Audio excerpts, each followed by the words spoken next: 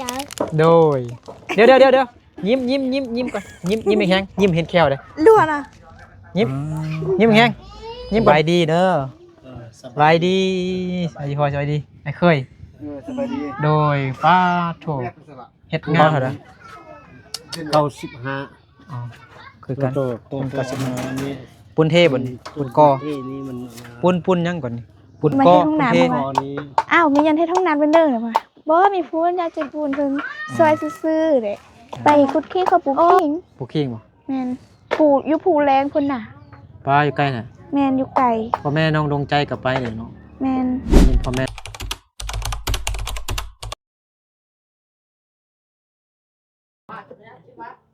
น้องรักกินยัง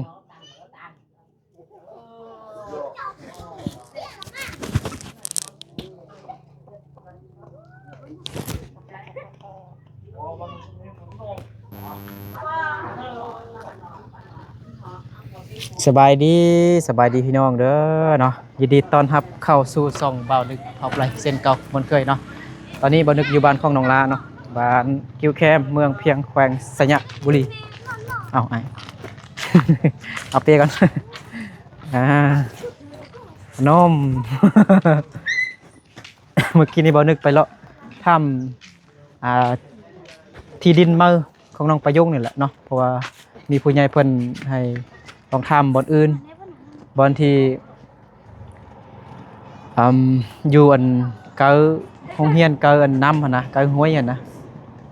อยู่บอนนั้นอันผู้ใหญ่เพิ่นว่ามันอยู่ไกลโพดว่าซั่นมันลำบากเวลาฝนตกมาทางกำมืน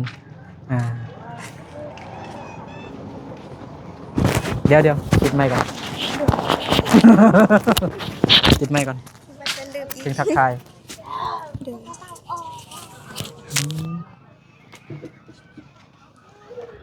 สบายดีน้องละเด้อปูนเอามาเมื่อกี้นี่บ่ตัวดีนะอันนี้มันปูนก้อนเนาะปูนเทนบ่ปูนก้อนหมดแล้วเอามาแล้วบ่ก้อนน่ะพอน้องละไปซื้ออีกว่ะซื้อปูนนะแม่นไปซื้อเมื่อวันนี้ที่ยืนเงินเพิ่นไปซื้อก่อนน้องละยืมเงินเขาไปซื้อก่อนสบายดีหมดสบายดีก่อนสบายดีบ่กินได้กินขนมเลยสบายเอื้อยเด้อเอ้ยน้องละคำน้อยภาษาเหรอสบายดีอันนี้มันเอื้อยผู้ที่2ของน้องละอันบ่โดยแม่นยิ้มแล้วอยากกินขนมเนาะมีแคล 6-7 เล่มเหรอบ่ได้เอาขนมมาติอุ้ยโอ้เมียนโทรศัพท์ก่อนเกียมล้างมือก่อนเอาอุ้ยฮะล้างมือกันอ่ะเอาให้ผู้ใหญ่นี่ก่อนดีใจเอาไปได้เข้าเล็กน้อยไปใช่หรอกคำหน่อยอันน้องปลาดาปลาดิอีหยังน้องเม่งเด้น้องอีหยังแม่งหรอบัชตานั่งแม่งเราคนหนองอะใจหวานอะไรไปยืดสาวเม่งสบายดีเ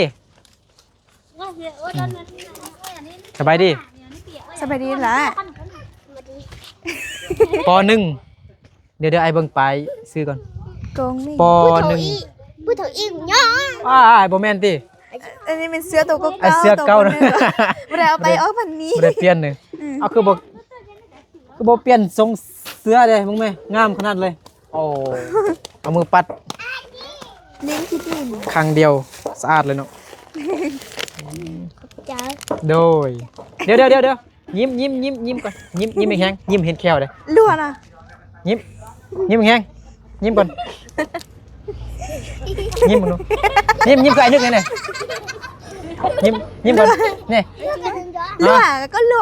ยิ้มนั่นนะยิ้มอายบ่กินขนมลายติเอาละโดยคำน้อย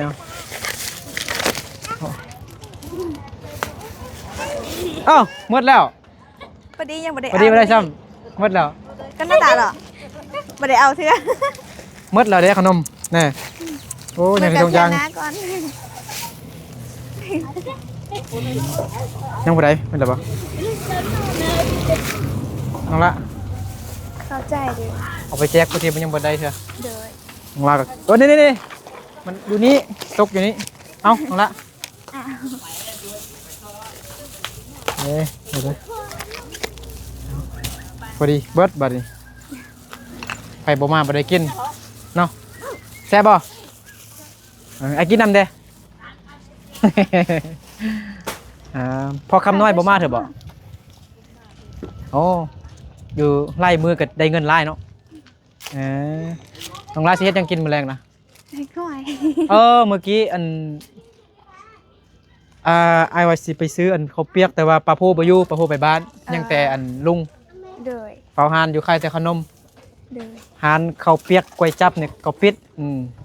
ผู้ใหญ่เพิ่นเนาะไอ้ไผเพิ่นให้ซื้อข้าวเปียกให้น้องลาแล้วก็ เดย บ่นึกนำแล้วก็เซาลีว่าซั่นเนาะแต่บ่นึกไปหานข้าวเปียกก๋วยจั๊บเมื่อกี้ป้าผู้บ่อยู่เนาะเจ้าของหานบ่อยู่เจ้าของหานไปบ้านเนาะไปบ้านส่งเลยเอาเองอะไรติ แต่เขาหนัง เอาฮะมึงไปเอา เอาเถื่อน เอาเถอะพ่อเด้แม่เด้ พ่อน่ะที่ห้องน้ำอยู่นี่ พ่อคุณห้องน้ำอยู่ เดยที่ห้องน้ำอยู่ ไฟมันกระพริบไปน้องลาไปเบิ่งห้องน้ำน้องลาดูสิเข้าเงื่อนเนอะ ที่มาจะเข้าไปเบิ่งมาเต้นกินซ้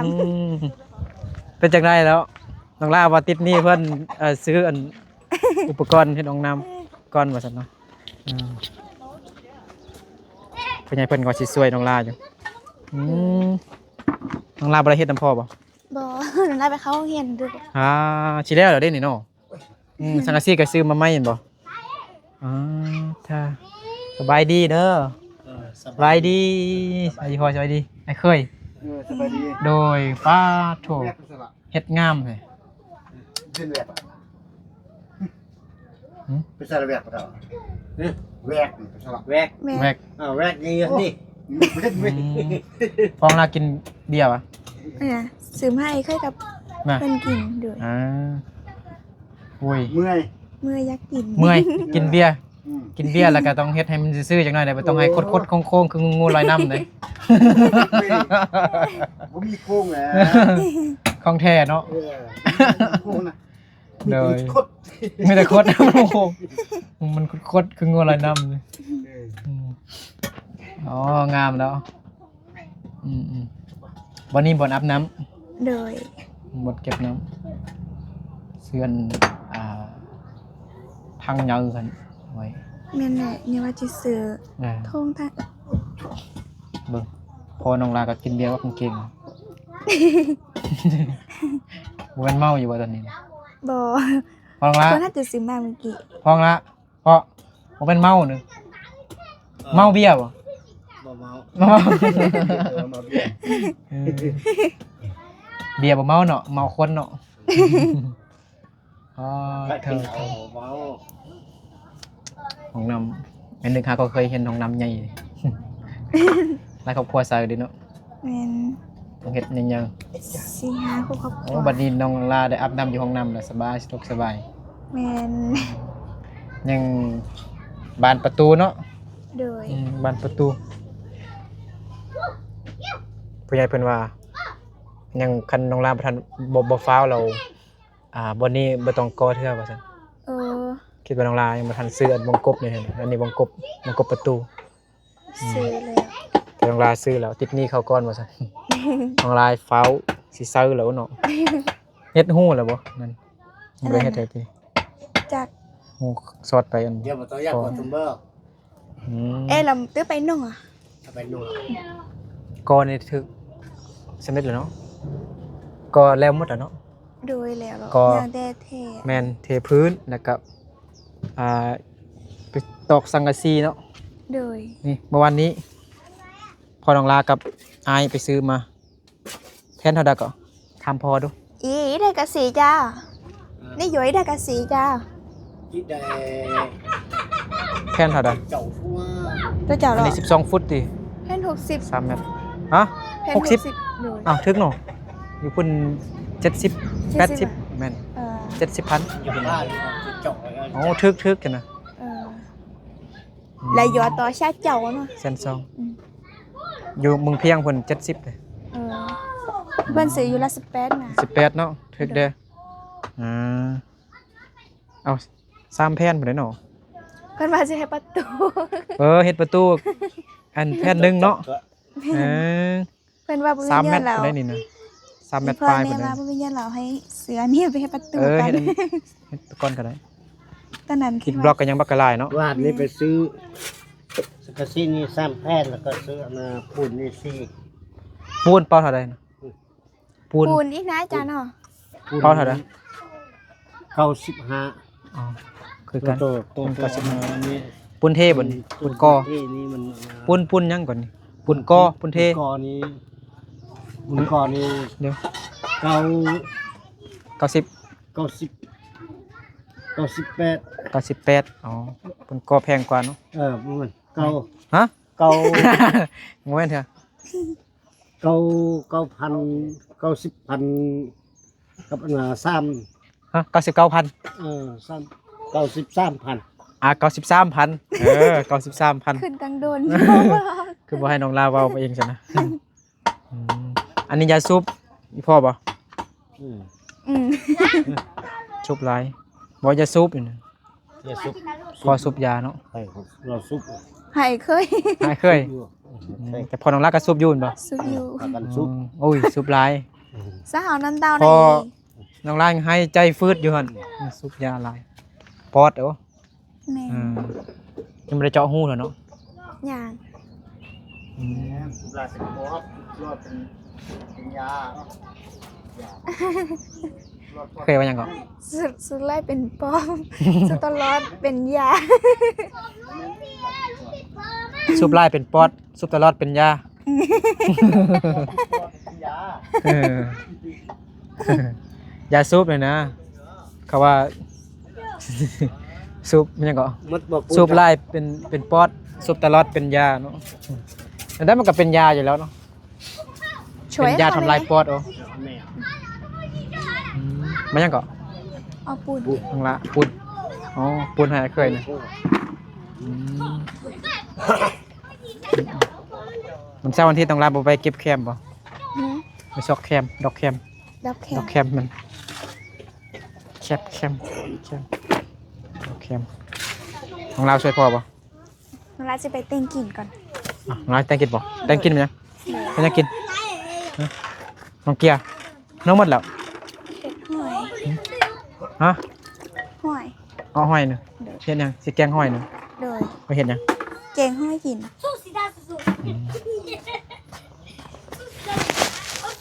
ต้องต่อยก้นมันก่อนน่ะเนาะ อุ้ย ต้องต่อยก้นมันก่อนมันบ่ต่อยก้นแล้วบ่ หึ ต่อยก้นมันแล้วบ่ ยัง ยังนะ เด้ย เฮียนหนังสืออยู่บ่ฮะเฮียนหนังสืออยู่บ่ฮะเล่นแต่เกมบ่ได้ได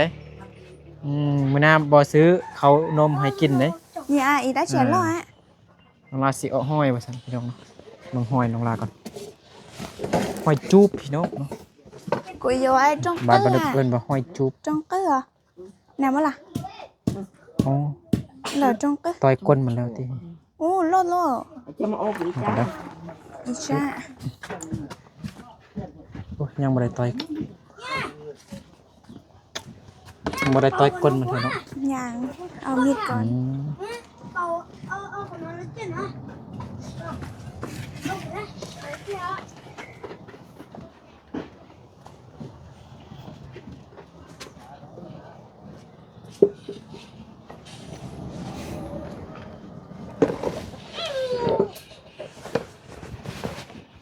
ผู้ใหญ่เพิ่นช่วยเฮ็ดห้องน้ำให้น้องลานี่บ้านไทบ้านน้องลานี่คือว่าฮู้หมดเนาะ จากแม่นแหน่ข้าวหมูหมด สมเสยว่าซั่นเด้ มีตลาดเพิ่นมื้อนั้นมาซื้อขนม เออ เขาถามว่าน้อง แม่ ลา แหน่ เนาะ เพราะว่า น้องลามันเจ้าไปช่วยบ่แต่ว่าบ่แม่นเป็นผู้ใหญ่เพิ่นมีแต่ไปถ่ายคลิปซื่อ อันนี้เป็นตัวกลาง ซื้อปุ้นมาป้าไว้นี่เนาะผู้ด้านยางพานผู้ด้านกระทำ ๆทำเลย ซื้อมาเฮ็ดแนงเลยเพราะว่า อ่า ซื้อมาเฮ็ดห้องน้ำเพราะว่าอ้าวมียันเฮ็ดห้องน้ำเป็นเด้อเหรอวะบ่มีผู้อยากจะปูนเพิ่นซอยซื่อๆเด้แต่ว่าโอ้เป็นผู้ว่ามาถ่ายคลิปน้องลาบ่น่ะผู้นั้นแหละผู้ถ่ายแต่ว่าก็มีผู้ซอยมา แม่อันนี้เป็นคนกลางซื่อๆ สื่อกลางมื้อนี้เรียนวิชาหยังน่ะน้องละ ภาษาลาวแล้วก็ป้องกันศาสตร์แล้วก็ผลศาสตร์โด ป้อง ย กันความสงบ โดย ป้องกันศาสตร์มันผู้ใด หึ ตำรวจหรือทหารป้องกันศาสตร์ ป้องกันศาสตร์น่ะทหารน่ะ ป้องกันความสงบเนี่ย ตำรวจบ่ ยังมีเบาะอยู่ไม่แน่ใจนะนั่นแล้ว วันนี้ไทยคลิปโอ้สะอึกเจออะไรนะ เป็นหยังก็ซะไม่ได้กินน้ เออ ำกินข้าวแล้วไม่ได้กินน้ บ่ ำฮะ น้องลาเราบ่มีกะติใส่น้ำ มีแต่อยู่ที่นี่ บ่ไอ้ว่าเมื่อวานนี่นะ เลยถ้าอยากกินน้ำมันก็ยินทันใดเลย อ่า อ่า อืมตอนแรกนี่มีแต่เกล็ดห้อยเนี่ยเนาะ โดย แล้วอื่นบ่มีบ่ มีผักกาดอยู่แต่ว่าจงไว้มื้ออื่นค่อยได้กิน อืม เฮ็ดแล้วมื้ออื่นบ่มีหยังกิน อืมอุ้ย อุ้ย มา แก หาบ่ ใช่ ได้ เอาเกลือสิ มาหาบ่ได้นะมาหาบ่อายบ่ จากอ๋อ อาจิ 00จ้ะ ชวนจัว เพิ่นจะเบิ่งโทรศัพท์ให้น้อง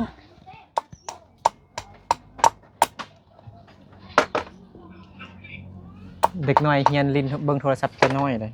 มาเบิ่งบนเฮียนเลยเบิ่งเขาเฮียนหนังสืออยู่โทรศัพท์กับใครได้ แม่น นี่ แหละ เป็นเกม มักเบิ่งแฮงเด็กน้อยเด็กเก่ง อืม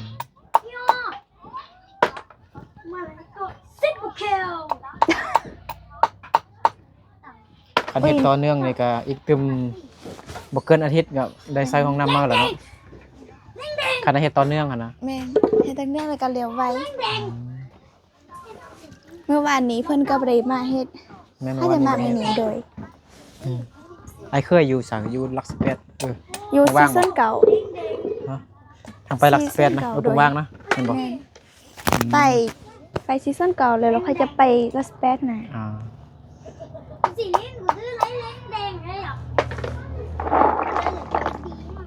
ผมก็เลยกับไอ้ดีอ่ะพา อยู่แคมป์น้ำหุ้งบ่แม่นอยู่แคมป์น้ำเตี้ยนเนาะ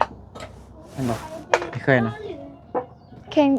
แม่นแหละ อยู่แคมป์น้ำเตี้ยน แม่น แม่นบ่คือแม่น น้ำเตียนหรือว่าน้ำเลียก ฮะ น้ำเลียก น้ำเลียดนะ โดด ไปบ่ เพิ่นก็อยู่ทางย่างนี่ซื่อ นะ ๆแม่น อ๋อทางใหญ่คือบอกคิดว่าจะอยู่อันนั้นเข็มน้ำเตียนนะน้ำเตียนห้วยซาก ไปบ้านนี้ไปแล้วบ้านเพิ่นอิบที่จะเจอหั่นน่ะ อืม นี่จะซีซั่นเก่า อ๋อ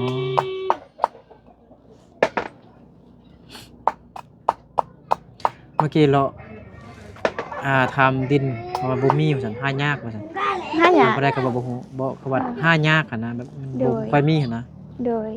มีก็เขาขายแพงเป็น100 ล้าน แม่นแหละ 100,000 กว่าบาท เมื่อกี้น้องลาถามแม่ว่าน้องลาถามว่าอ้าวเขาจะค่ายเดนนิวพูนบ่ว่าตอนนั้นได้ยินเขาว่าเขาสิค่ายอยู่ก็มีคนไปเบิ่งแล้วแต่ว่าลูกเราบ่ให้ค่าย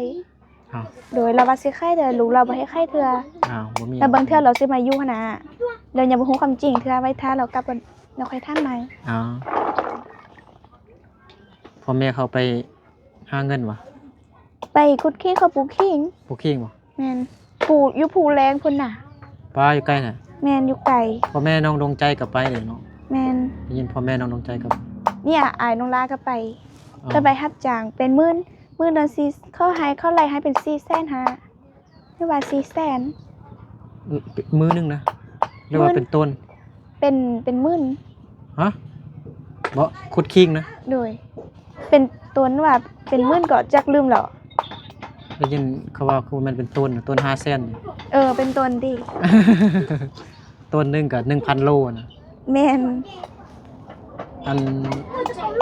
ขุดหรือว่าปลูกขุดนะ ปลูก กู้เนาะกู้ขิงเนาะ ขุดออก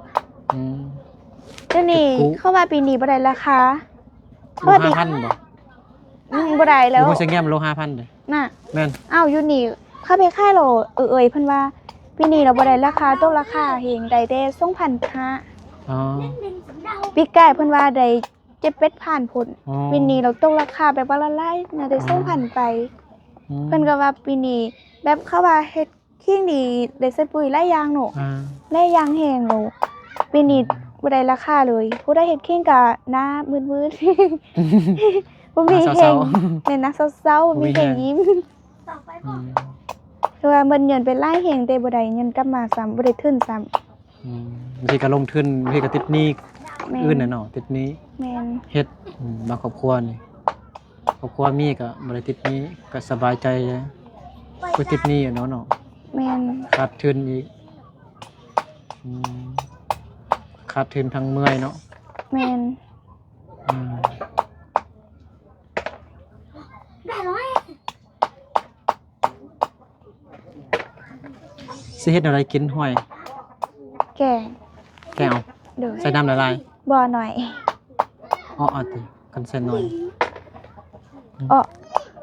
ตำใส่เครื่องหอมบ่ มีแต่เครื่องหรอกบ่ได้มีข้าวเดียวตำ เนาะเครื่องหอมใส่หยังได้ซั่น หึ เครื่องหอมได้ใส่หยังได้ซั่น ซา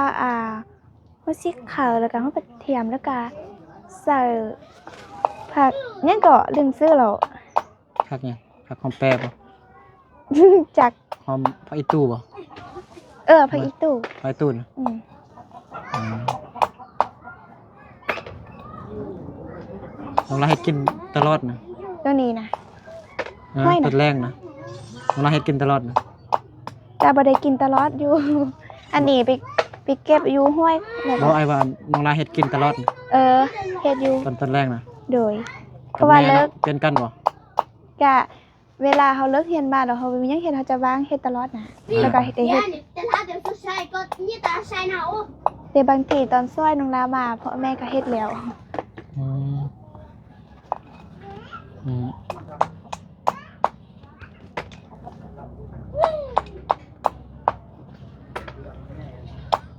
ตอนนี้จังโมงละ5 โมงแล้วเนาะ ฮอดละติ 5 โมงอยู่บ้านน้องลานี่มันอยู่บนตำเนาะ แม่นอยู่บนตาม คันอยู่แสงเจริญแหมมันแบบ ยัง 5 โมงเลยยังแบบยังแจ้งอยู่แบบเห็นตะเวนหั่นนะ ยังมีเส้นอยู่บ่ดิ แม่น ผู้มันขึ้นสูง แม่นมันรับ แม่น มันบัง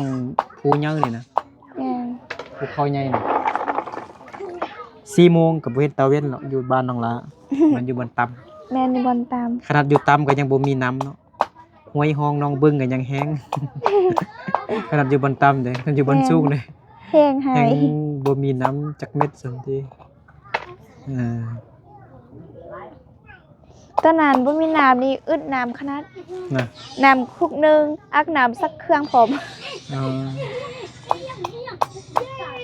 พอเวลาดูแรงเว้นนี่บ่มีน้ำ เดือน เลย เดือนหยังก็เดือน5เนาะ อืม เดือน4เดือน5เดือน6นั่นแหละ แม่นแหละ อึดน้ำนะ อึกน้ำแฮงตอนนั้นน้องร้านนี่ อากาศก็ร้อน เอาแต่ล้อไปข้อที่เหือนโดยใบดังดวงใจ คุณนะ นะ ดวงใจคุณนะ แม่นบ่มีน้ำแท้ๆโอ้ อยู่คิดนั้นมันเป็นแบบตำๆก่อนเนาะมันเป็น อืม กิ้วเนาะมันแบบ แม่น มีน้ำซึมตลอดก็การเฮ็ดน้ำสร้างเฮ็ดน้ำบาดาลมันก็แบบ เดี๋ยวลง สิ ดา มี ก็ น้ำลายหั่นน่ะ เอาเงินไปข้อเพิ่นเทอละล้อ ล้อนึงก็ได้4-5ตุก ซื้อเอาบ่หรือข้อ ก็บางทีเพิ่นก็ว่าเอาละลาแต่บางทีก็ให้เงินเพิ่นค่าไฟเด้เพราะว่าเอาไปเอาไล่เทื่อเด้ อ่า ก็เอาเงินเพิ่นจ่ายค่าไฟเด้ อืม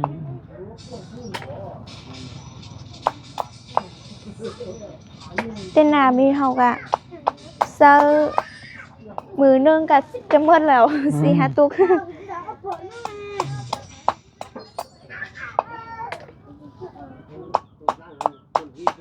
มื้อนี้บ่ได้กินข้าวเปียกซ้ำ แม่น ตั้งใจไปว่าสิไปซื้อข้าวเปียกหรือว่าก๋วยจั๊บพี่ใหญ่เพิ่นฝากเงินให้บ่นึกซื้อก๋วยจั๊บให้บ่นึกแด่ให้เซาลีแด่แล้วก็น้องลาแด่ผู้ละถ้วยว่าซั่น โดย บ่ได้กินซ้ำมื้อนี้ พอดีมื้อนี้บ่นึกก็มีเวียกแด่มาถามเรื่องดินพี่น้องเนาะดินน้องประยุงผู้ใหญ่เพิ่นให้ถาม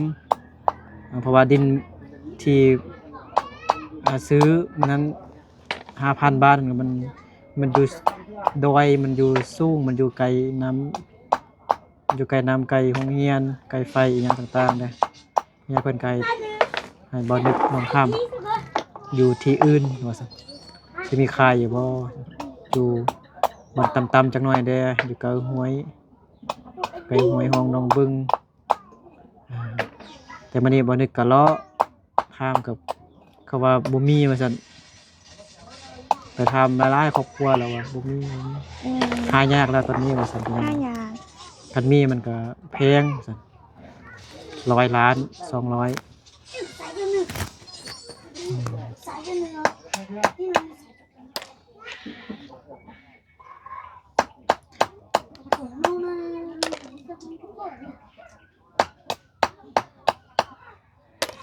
วันนี้บ่ฮู้ว่าสิทันไปหาน้องประยงอยู่บ่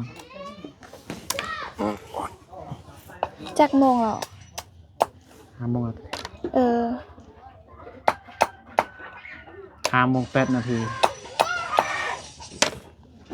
ก็คือสิมือแล้วเนาะมันมีแซงเหรอ ประมาณจักนาทีจึงแล้ว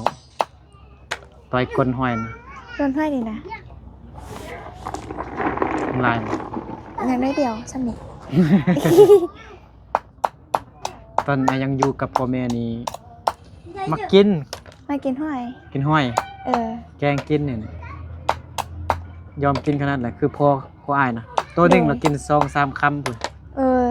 กินน้อยหนึงแล้วล่ะตัวเดียวได้จับแล้วก็กินข้าวใส่ละลายประหยัด ตอนหน่อยน้องร้านกินบ่เป็นลูกออกบ่ได้ เดี๋ยวก็เอาหยัง ห้อยปังอันน่ะแซ่บเนาะ โดยแม่น ห้อยปังแซ่บ ตัวยาวเลยเนาะ ข้างล่างก็บ่มีดินแล้วเนาะ บ่มี เงิน แล้ น่ะ ว มีแต่บ่นี่เนาะคนเดียวนี่ วันนี้ อ๋อแต่ข้างล่างนี่คันเอาผัวนี่ต้องอยู่นำผัวแล้วเนาะบ่มีที่อยู่เลย แม่น ไปอยู่ต่างประเทศ ก็ดีถ้ามีผู้เอา อยู่ไทยอยู่อเมริกาอยู่เกาหลี อยู่ซ่าก็ได้ สักกระไดทำมีคนเอาสิ แม่น คันเขาสิมาเอาแล้วปฏิเสธ บ่แหละ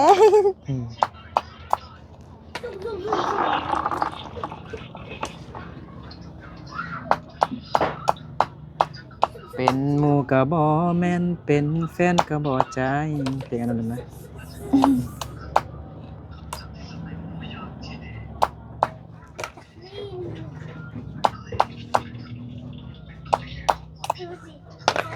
น้องลาติดหนี้เฮ็ดห้องน้ำจักแสนเหรอ เฮาแซ่นเหรอจักแซ่น น้องว่าติดหนี้เข้าเฮ็ดห้องน้ำมาสั่นซื้อสังกะสีซื้ออีหยังได้ เออ อันนี้จ้างที่พ่อเพิ่นตึกนี้มันชำได้เหอะแต่ว่าใจนี้ก็มันจะเป็น จังมีอันค่าเฮ็ดเด้อเนาะ แม่น 2 ล้านกีบ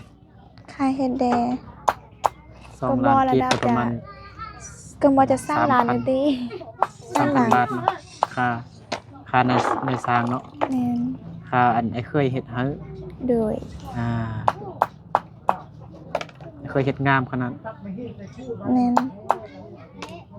เพิ่นเป็นนายสร้าง แม่นในสร้างของแท้กินเบียร์ไปนำ เห็นไปนำ ก็อิดบล็อกกับโคดไปนำ บางคนได้กินเหล้าเราเฮ็ดคืออันมีผู้หนึงในสร้างอยู่บ้านเอลี่พุ่นเลย โดย แต่เราเสียแล้ว เออ ว่า เป็น เรา หยัง กินเหล้านะกินเหล้าไปนำประเทศไปนำป้าดแล้วก็อิดบล็อกกันนะก็เฮือนป้าโคตรโคงอหยังคืองูลอยน้ำนั่นแหละ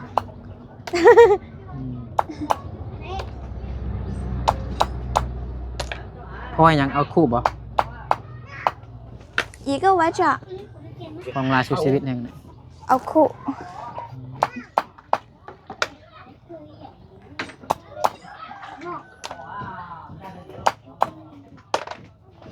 ไฟอยู่เนาะของลาไว้เนาะต่อยก้นห้อยเนาะอ้ายเนี่ยจะบอกนวดเป็นชั่วโมงพุ่นเลย10 20ตัวบ่ คนน้องก็เล่นนะจบนี่ตัวเล่น น้องลากำลังแต่งกินอยู่ นี่นะเกลือเป็ด กระเป็ดก่อน เดือด น้องลากระเป็ดก่อนเป็ดน้องลากระลายเนาะเด็กกินซีนก็ต้องคาเป็ดกินน่ะเด้อ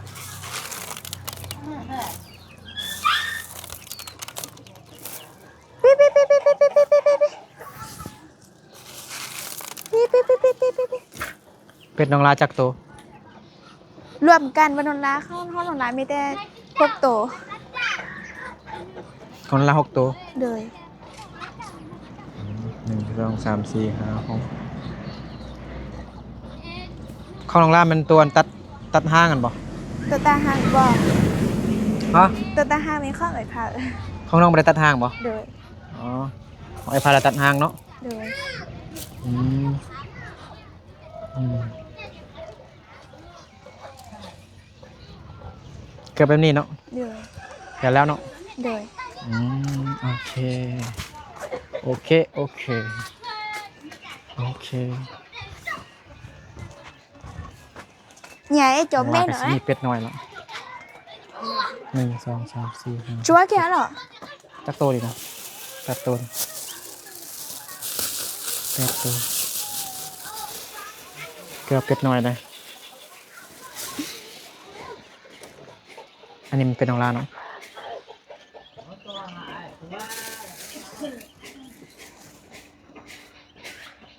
เป็ดน้องลา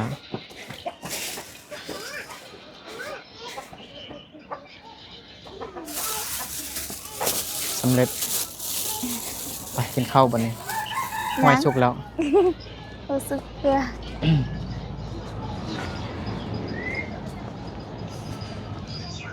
เป็ดน้อยของเรานะครับ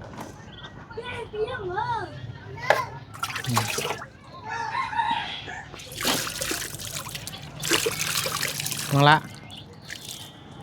เอาเงินให้น้องลาก่อน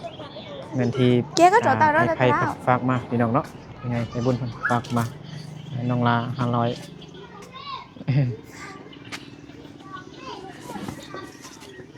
คำน้อยอยู่ใส่ คำหน่อย ขึ้นให้จับกล้องอันหนึง ตัวไปตัวสต้องดอลลาร์ไปตัวสต้องดอลลาร์ที่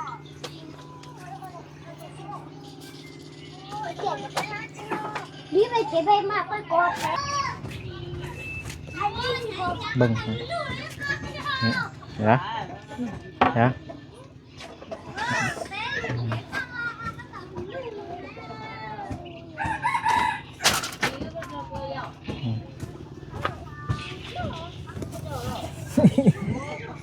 เก็บลง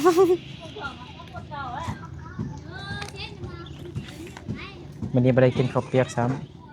มันเป็นย่างเดือน ำ หน้า เอาเงิน ก่อน ไปซื้อเราเอาเงินไปซื้อเลยเด้อ เลย ไอ้ไพ่เพิ่นฝากเงินให้น้องลา500 บาท เลย 500 600 600 เลย แต่ป้ายมันให้ซื้ออันซื้อข้าวเปียกเขาเจ้าของร้านข้าวเปียกบ่อยู่ มันไปบาท ไปบ้าน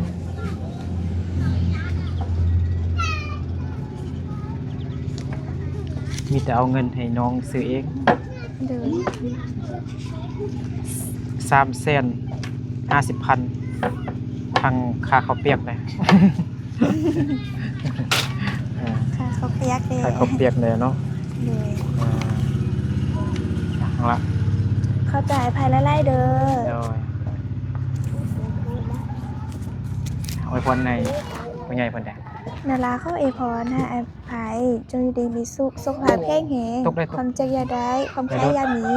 ขอให้ละล่ำด้วยเด้อสาธุขอบใจละไล่เด้อเทียนยาวเทียนให้น้องรักซื้อข้าวเปียกได้กิ่มแดง โอเคขอบใจขอบคุณพ่อใหญ่เพิ่นหลายๆเด้อเนาะอ่ะโอเคเดี๋ยวให้กลับก่อนได้นะมาเด้อ โดย ห้องน้ำน้องลากับซีเรียลแล้วพี่น้องเนาะสิได้ซื้อแล้วน้องลาว่าติดหนี้เขาก่อนว่าซั่นติดหนี้เขาเจ้าเล็กๆน้อยๆเด้อเนาะ โดย อ่า เฮ็ดห้องน้ำเนาะของลากระเป๋าใส่ห้องน้ำแล้วเนาะนำมาเนาะ เดี๋ยวตันได้ ดีมีแห้งเบิร์ดสักครู่สักคนเด้อพี่น้องเด้อเดี๋ยวบ่นึกกับทีมงานเดินทางกลับบ้านกันก่อนเนาะสาธุสบายดีบ๊ายบาย บาย น่าสวัสดี